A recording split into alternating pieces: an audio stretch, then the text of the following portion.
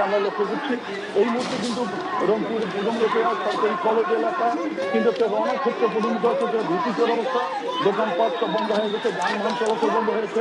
আমরা দেখছি সাদা পোশাকে পুলিশ এবং পোশাকধারী পুলিশ তারা কিন্তু ধাওয়া করছে আন্দোলনকারীরা কিন্তু এই মুহূর্তে ছত্রভঙ্গ অবস্থা।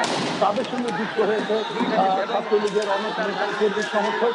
তাদের হাতে আমরা লাঠি দেখছি এবং তারা পুলিশের সঙ্গে এই ধাওয়া পাল্টা ধাওয়া অংশগ্রহণ করেছে এবং পুলিশ এবং ছাত্রলীগ একসঙ্গে কিন্তু আন্দোলনকারীদের ধাওয়া দিয়ে বিভিন্ন বিশ্ববিদ্যালয় এলাকা, পার্কের মডার্ন এলাকা থেকে আন্দোলনকারীদেরকে সরিয়ে দিয়েছে এবং সেখানে আমরা একটা ভীতিকর অবস্থায় মধ্যে দেখছি ছোটাছুটি চলছে।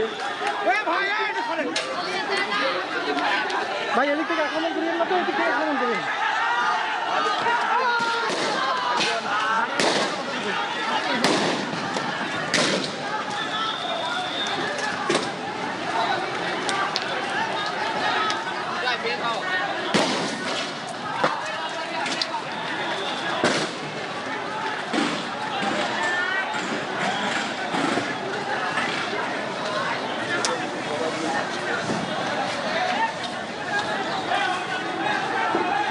ভাই ভাই ভাই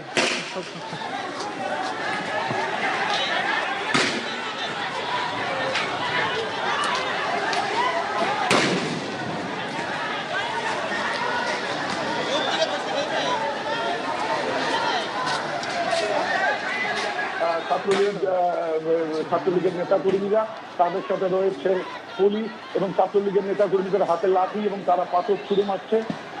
এই সময় আমরা রংপুর বেগম রোকেয়া বিশ্ববিদ্যালয়ের সামনের যে এলাকা, সেই এলাকায় দেখছি যে বিভিন্ন শিক্ষা প্রতিষ্ঠান থেকে বেগম